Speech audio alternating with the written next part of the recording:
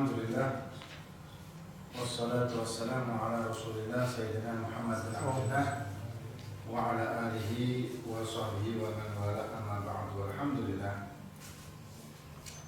kita melanjutkan kajian kitab Sulamut Taufiq dari Imam Al-Habib Abdullah bin Husain bin Tahir rahimahullah ta'ala.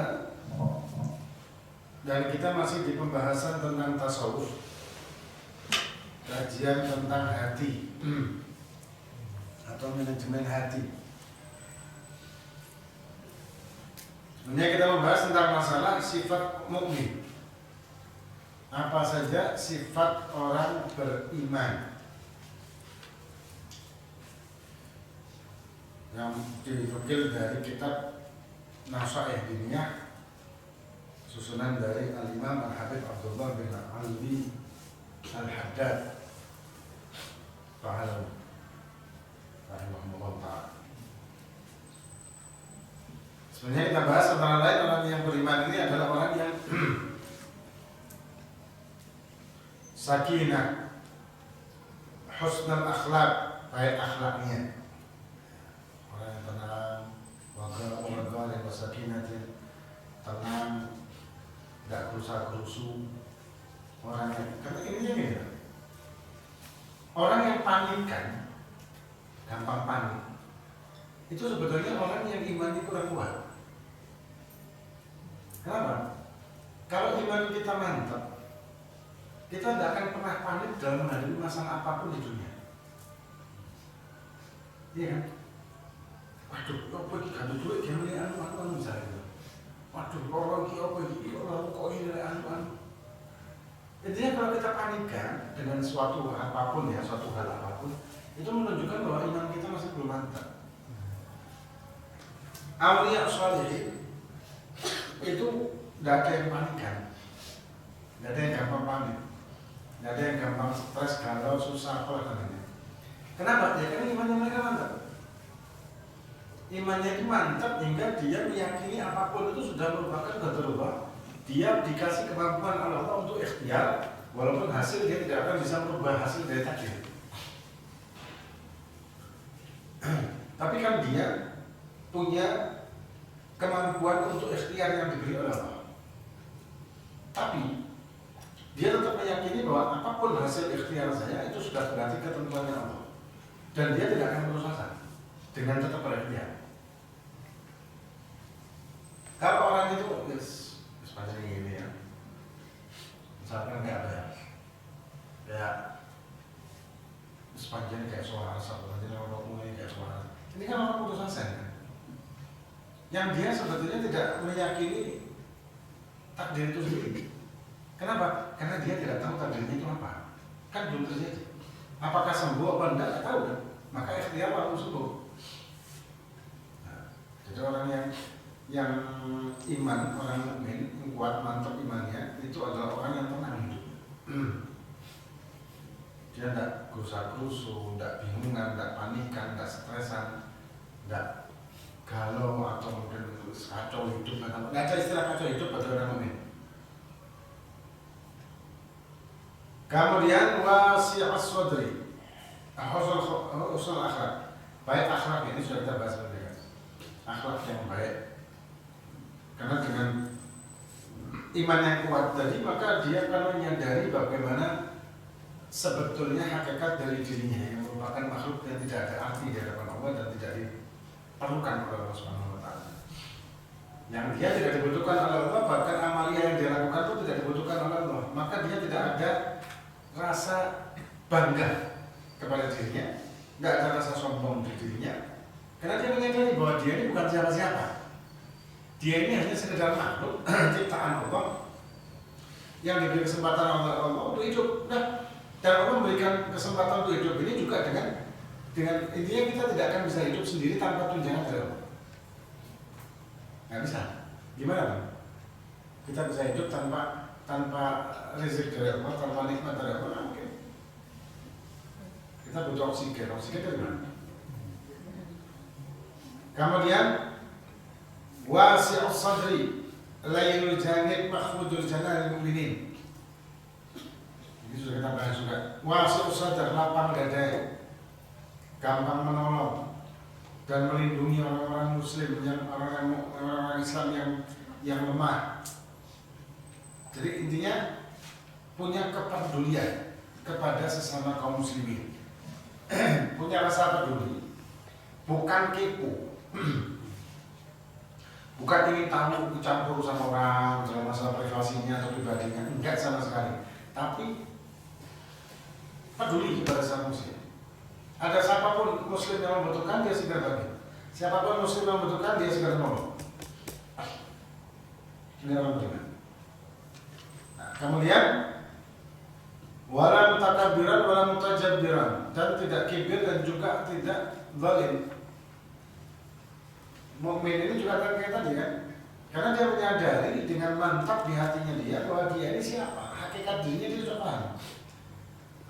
Orang mukmin itu adalah orang yang man arafa nafsah, menyadari siapa dirinya.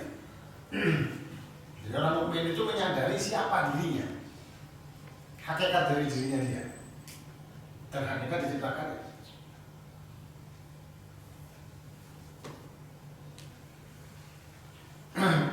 Itu orang mukmin. Maka ketika kita memahami hakikat kita, hakikat diri kita, hakikat diciptakannya kita juga, ketika kita menyadari ini, ya, maka kita tidak akan ada sifat ujub, kibir, zalim apapun. Ya karena kita tahu hakikat diri kita. Dan orang yang mengenal dirinya, memahami hakikat dirinya, maka orang ini akan makin sergap dalam bersyariat. Ini membantah omongan-omongan orang yang mengkelaskan syariat thariqat hakikat makrifat. Syariat, kalau sudah lulus dari syariat, entah hitungan lulusnya ini apa barometernya, ini kan kurang paham juga. Setelah syariat nanti ke thariqat. Naik ke thariqat, naik ke hakikat.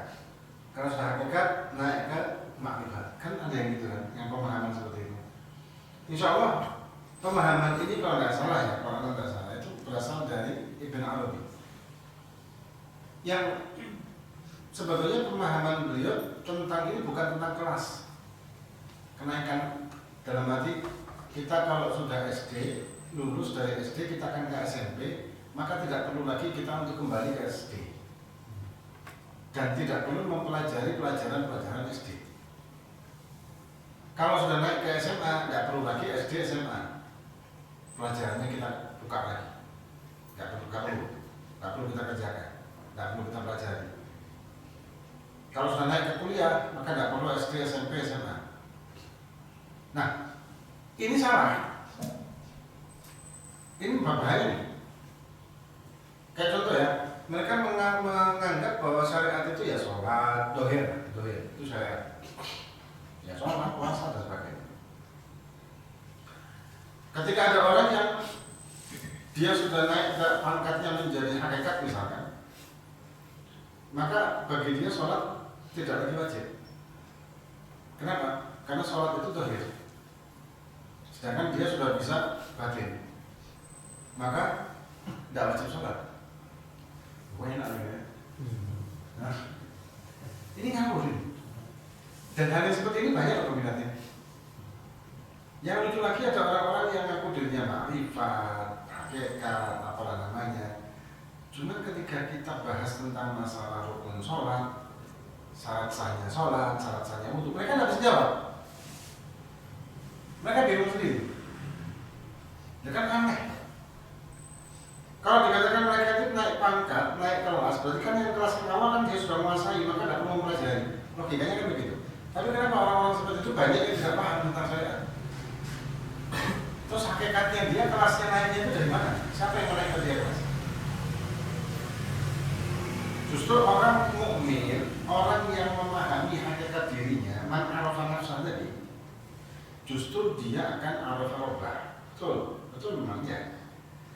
Dan ketika dia arafa rabbah, maka orang tersebut makin sergap melakukan perintah. Kita ini tidak sepenuh hati melakukan perintah wajib maupun sunnah, tidak sepenuh hati juga menghindarkan atau meninggalkan haram. Kenapa sih? Karena kita sebetulnya tidak 100% mengenal Allah. Tidak 100%. Kita hanya sekedar mengetahui dengan keyakinan kita bahwa Allah Tuhan kita, tidak ada Tuhan selain Allah. Wes, sifat-sifatnya 20 sifat, Allah Maha ini, Maha tahu, Maha mendengar, Maha melihat dan seterusnya. Tapi kita tidak mengenal, cuma sekedar tahu aja. Sekedar tahu. Kalau dikatakan yakin tidak, ya yakin, tapi cuma tahu, sekedar itu aja. Tapi mengenal, enggak. Kalau kita mengenal Allah Subhanahu wa taala, benar-benar mengenal, ya tadi man arafa nafsah tadi, kita akan menyadari diri kita tidak ada artinya. Terus ya Allah itu yang apa? Perintahnya semuanya harus dikerjakan. Kewajiban-kewajiban harus dikerjakan. Karena hakikat kita diciptakan oleh Allah ya untuk mengerjakan atau melakukan perintahnya. Karena Allah tidak pernah membutuhkan apapun yang kita lakukan. Dan Allah tidak akan memasukkan kita ke surga kecuali dengan rahmatnya. Dan kita tidak akan mendapatkan ridhonya dan rahmatnya kecuali kita taat nurut manut. Justru karena rahmat rahimnya Allah lah kita dikasih kunci untuk mendapatkan ridhonya. Jadi intinya orang yang mukmin, mau dia thariqat, hakikat atau makrifat sekalipun, pasti orang ini makin sagap dalam ibadah. Kalau ada orang ibadahnya kayak setengah-setengah dan dia mengaku makrifat hakikat atau malah tidak melakukan syariat sama sekali, suruh ngopi aja. Nah, kalau orang ngopi, kopi aja Pak. Sejak cepat-cepatan. Yang lucu lagi ya, orang-orang seperti itu ya, sukanya apa? Pamer. Tidak semua orang-orang muslim ini ya, yang banyak di antara mereka ini sukanya pamer, ngetes. Ada ulama, kiai atau habaib, misalkan baru ngajar di satu tempat gitu ya, dites, ditanyai masalah-masalah makrifat, tanyai masalah-masalah nur nubuwah, tanyai masalah-masalah apa makhluk di dalam jiwa, apa semuanya kayak macam-macam gitu-gitu, yang tidak penting sebetulnya. Kok tidak penting? Ya, penting mana sama sholat, penting mana sama wudhu. Kita kan harus mengetahui 5 makhluk yang ada di dalam diri kita. Buat apa? Buat apa? Kita harus tahu bahwa nafas itu ada 5. Ada khilaf di mana 3, ada mana 5. Itu khilaf di antara ulama tasawuf. Tapi buat apa?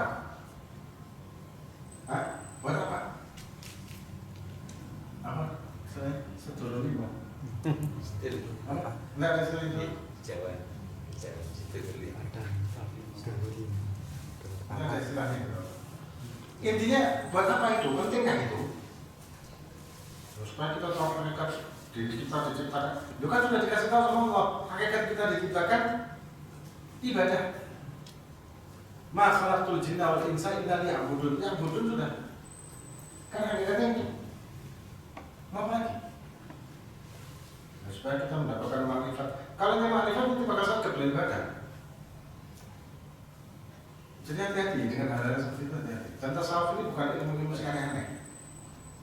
Tasawuf itu manajemen hati, noto hati, bersihkan hati. Dan tasawuf bukan eksklusif. Pokoknya ngaji tasawuf berarti mau hebat, enggak. Karena banyak pemahaman seperti itu. Nah itu orang takabur dan tidak akan kibir itu orang, tidak akan sombong itu orang, tidak akan zalim itu orang. Ketika dia memang beriman dan menyadari, karena dia menyadari siapa dirinya tadi. Wala tami'an fin nasi, wala harisan 'ala dunya, dan tidak tamak dan tidak rakus dengan dunia. Ada orang punya apa, dia ingin. Ada orang apa? Bahkan dia ingin apa yang ada di orang lain. Ya, ingin mendapatkan apa yang orang lain mendapatkan. Kemudian juga rakus dengan dunia. Hidupnya dicurahkan untuk mencari dunia. Padahal dia punya banyak waktu sebetulnya dalam hidup ini. Allah ngasih kita waktu itu 24 jam. 24 jam, tidak nanggung-nanggung. 24 jam kita dikasih oleh Allah SWT waktu. 24 jam. Dikasih waktu sama Allah. Kalau kita hitung-hitung, sebetulnya waktu kita banyak banget. Walaupun kita kerja. Waktu ini banyak. Cuman orang menganggap bahwa waktunya itu dicari untuk mencari dunia, digunakan untuk mencari dunia. Dan dia tamak dengan dunia. Silakan orang kerja jadi sugih, silakan. Tidak ada larangan loh dalam syariat itu orang kaya. Sama sekali tidak ada larangan orang itu untuk menjadi kaya. Ya. Jadi orang itu harus kaya, gini-gini. Tidak ada masalah. Silakan kaya. Tidak ada larangan Muslim menjadi kaya. Tidak ada. Silakan kaya. Cuman jangan jadikan tujuan hidup kita di dunia adalah untuk mencari kekayaan. Mencari kekayaan itu. Orang mencari kekayaan yang dijadikan tujuan hidupnya. Nah, tujuan hidup itu. Orang mau tujuan hidup kan berarti kencangnya aja kan. Tujuannya kemana? Ke Malang misalnya. Kita mau ke Malang. Tujuan ya kencang. Kan dakrak kemana-mana kan. Namanya ke Malang ya Malang. Kecuali melaku-melaku ya. Melaku-melaku ya. Saya batu saya mana? Blitar mungkin baru muter-muter nyampe mana. Tapi kalau tujuan kita memang mantap kemana ya sudah di situ sudah. Jalannya memang macam-macam tapi tujuannya kan satu. Nah kalau tujuan kita hidup di dunia ini mencari dunia, ini kita tidak iman. Karena kita akan tenggelam dengan itu. Dan kita akan mudah meninggalkan kewajiban, apalagi yang sunnah. Kewajiban itu akan mudah kita tinggalkan demi dunia. Banyak kerja, ya wis, gak ngaji, gak sholat, gak apa, sholat sik, bahkan bisa hilang gitu ya, bukan cuma sik aja, hilang. Sik kerja, sik ini. Kemudian wala mu'affiran laha ala akhirat, dan tidak mengutamakan dunia atas akhirat. Tidak menjadikan dunia sebagai tujuan, tapi menjadikan akhirat sebagai tujuan. Orang yang menjadikan akhirat sebagai tujuan, itulah motivasinya untuk setiap jalan ibadah. Walaupun dia pencari dunia, tapi tujuan hidupnya dia di dunia akhirat. Pencari dunia dalam arti dia pengusaha, mungkin pedagang atau bisnis. Boleh, tidak ada larangan. Kadang-kadang ada orang punya pemahaman, ya arti tasawuf itu kudu melarang. Enggak, saya bilang. Abdurrahman bin Auf itu sahabat Nabi. Kalau ukuran sekarang itu hartanya triliunan. Paling sugih kok. Orang Arab pada zaman dulu itu kan sugihnya itu gak nanggung-nanggung hartanya.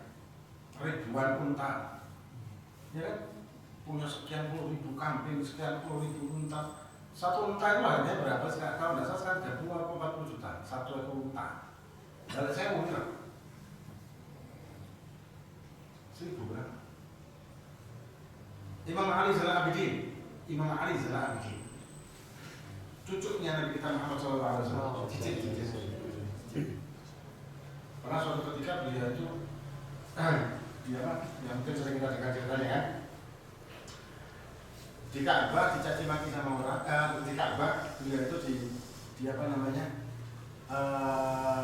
jadi ada namanya Hisam bin Abdul Malik. Hisam bin Abdul Malik ini anak putra mahkota Madinah, Mekah. Suatu saat Hisam ini dengan pengawal-pengawalnya tawaf, dengan pengawalnya dengan tamu-tamu negara dari Syam. Setelah tawaf mereka mau mencium Hajar Aswad, tidak bisa. Orang, bahkan dengan pengawal-pengawal yang tidak bisa masuk. Udahlah nunggu sepi. Bikinlah mereka kemah di atas suatu bukit yang mungkin sekarang sudah jadi hotel gitu. Ada bukit di dekat itu sampai melihat orang tua. Jadi kelihatan orang tua itu kelihatan di atas bukit sambil bikin kemah. Tidak berapa lama datang seorang yang pakai pakaian ihram dengan kurus, orangnya kurus sendirian. Datang ke tempat tawaf. Nah kok subhanallah begitu dia nyampe di tempat tawaf, orang-orang yang tadinya tawaf mandek. Melihat orang yang datang. Satu orang diri nih. berhenti kemudian bukakan jalan, orang ini jalan dengan tanpa goyah tanpa desek-desekan, ya, tanpa pengawal, orang buka diri jalan biak diri gitu sampai ke Hajar Aswad, mencium Hajar Aswad, belok kanan, jalan, orang jalan semua. Mana Hajar Aswad, nyium lagi, tanpa ada yang ngerimui, tanpa ada yang karena wibawanya masuk. Nah, orang Syam kan bingung. Iki penguasa, gak bisa mlebu. Penguasa nggak bisa masuk nyium Hajar Aswad. Jadi siapa iki mau dewean gawe pengawalin? Kok iso? Tanyalah Hisham, si orang Syam ini. Man huwa ya Hisham? Siapa ini orang? Hishamnya tahu, tapi hasud, hegel, gak terima. Dengan ketus Hisham mengatakan la a'rif. Nah, kebetulan di situ ada Farosdah dari Bani Tamim, seorang penyair yang dengar ketusnya si Hisham ini, langsung bengok dengan mengatakan walakinni a'rif, aku tahu. Akhirnya oleh semua kau Farosdah tanya man huwa ya Abul Faros. Akhirnya keluar syair. Ada 30 berapa itu? 36 atau 37 bait syair ada nanti ta'riful bad'a wa ta'atuhu dan seterusnya itu yang menceritakan ini adalah Imam Ali Zainal Abidin, cucu Nabi Muhammad SAW, kemuliaan yang diceritakan semua itu di syair. Ngamuk di penjara. Farosdah di penjara. Imam Ali dengar kalau Farosdah di penjara gara-gara bikin syair muji dia. Apa yang dilakukan oleh Imam Ali Zainal Abidin?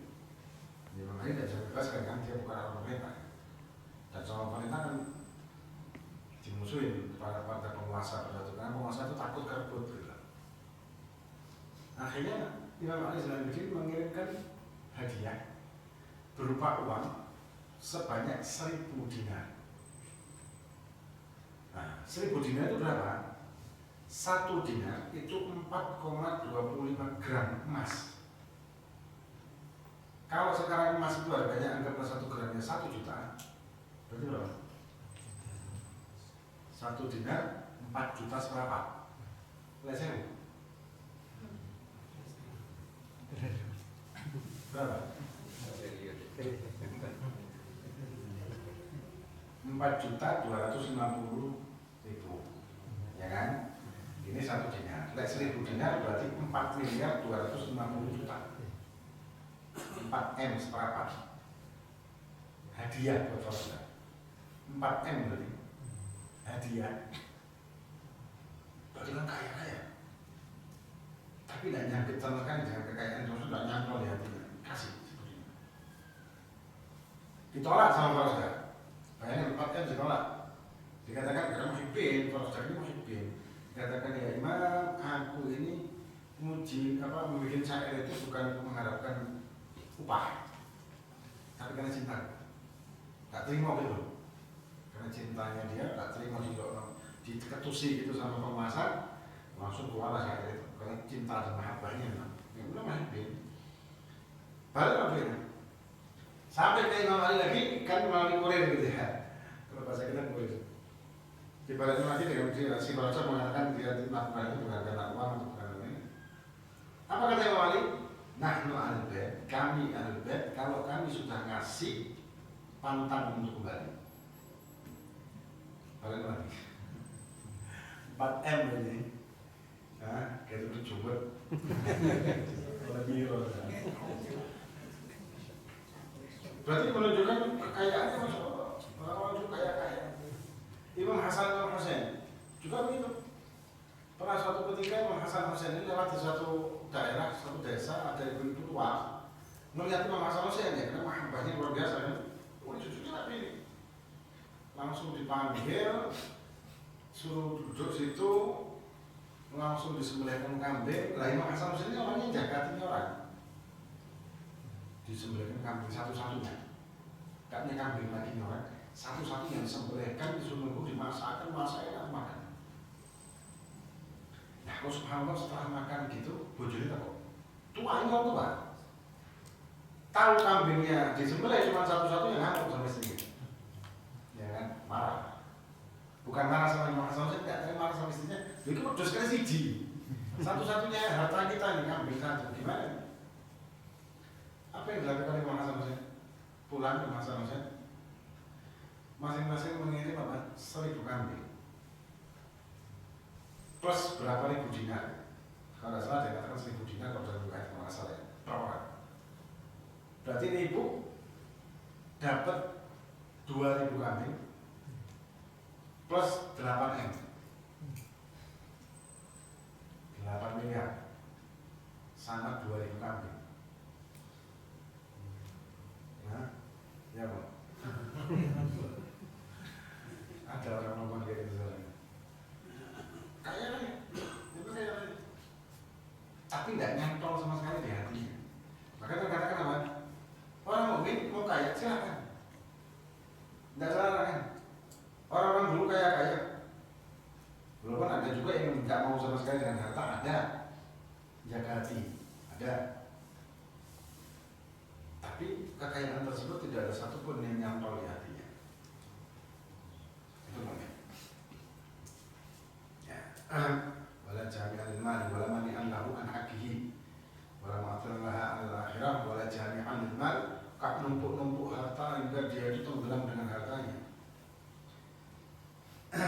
Dagang ini segala macam, dapat uang setelah kewajibannya dia, nafkah wajib ini segala macam, dia di jalan Allah semuanya. Bangun masjid, bebaskan budak, orang dulu ya, bebaskan budak, nebus budak sana, nebus budak sini, ada orang punya utang juga ditebus. Banyak cerita-ceritanya para sahabat, para anak cucu Nabi yang luar biasa dalam masalah itu, kedermawanannya mereka. Jadi justru hartanya mereka ini makin bertambah karena dipakai untuk jalan Allah. Makin duber oleh harta. Tapi karena ngubernya harta ini, ngubernya dunia ini untuk menggoda hati mereka, tapi hati mereka tidak ada dunia sama sekali. Justru orang yang hatinya tidak ada dunia ini kan duber ke dunia. Nah, ada orang-orang yang mampu seperti itu, tapi uangnya digunakan untuk lillah. Ada orang yang tidak mau sama sekali dengan uang sama sekali, tidak mau. Cuma kebutuhan saja, dia minta cuma butuhnya Pak. Itu termasuk walidi, anak pejabat gitu. Anak pejabat termasuk dari kelompok orang-orang yang tidak mau dengan dunia kecuali kebutuhan. Cak butuh nih, buat makan, keluarga, yes. Dorong nyeleni aset sana aset sini, tidak ada. Dia tidak orang seperti itu. Dia tidak punya aset. Meninggal itu asetnya cuma kitab sih, nah, kitab banyak, ya kitab asetnya agama ya, asetnya taklim ya, bukan aset bisnis. Nah, maksudnya itu tukang kitab, bukan orang kampir. Keterlaluan kalau ada seorang ulama tuh kitab PDW gitu ya. Kalau kitab memang bisnis kita lain lagi, ya kitab PDW harus jual kita bekasnya untuk dia sama sekali tidak dengan dunia. Sama sekali. Hingga harta peninggalan beliau ini tidak ada uang. Adanya cuma pakaian. Gimana? Kitab. Terus pondok itu juga itu kan ada bukan harta dari orang itu juga. Rumah juga tidak punya. Tidak punya rumah kalau itu. Tidak punya rumah. Tidak punya rumah. Tidak punya duit. Ketika meninggal tidak ada warisan duit, tidak ada warisan rumah. Ya, majelis ada, majelis taklim, bukan rumah ya. Itu kan bingung nyeleng ini gemangan untuk bulan depan, kudonan. Ini gemangan setahun. Ya kalau seperti itu ya kalau secara ini ya boleh-boleh. Cuma jangan nyantol dengan hati itu loh. Masalah itu nyantol hati. Kalau sudah jangkat di hati, nyantol di hati dunia ini, maka iman kita menjadi lemah. Tapi kalau kita punya planning tentang aku duitku tak bagi, kok investasi ini, kok tabungan ini, silakan. Dan caranya untuk itu, tapi harus nyantol di hati. Tunaikan hak dan kewajiban dulu. Setelah itu yang lebih ini silakan. Untuk sunat, untuk amaliyah, jalankan akhirat. Setelah itu yang lain mungkin untuk investasi tabungan atau apa untuk hidup, untuk biaya kuliah Terus kalau anak-anaknya tak nanti kemudian misalkan seperti silahkan. Cuman poinnya itu, ojo nyantol nanti. Nah, itu poin. Wala mani'an lahu an haqqihi. Dan juga tidak mencegah orang yang punya hak untuk hartanya dia tidak kasih. Maksudnya zakat yang dimaksud. Ya, jadi tidak meremedit, tidak ketemu zakat atau apa ini.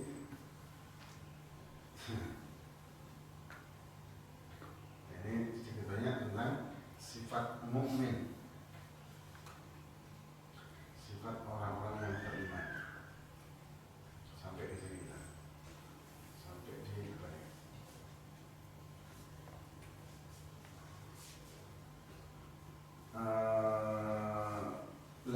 Ulamani lahu al-haqiyah.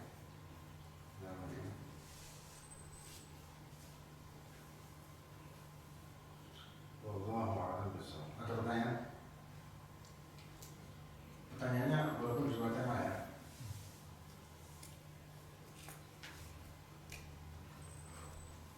Ada?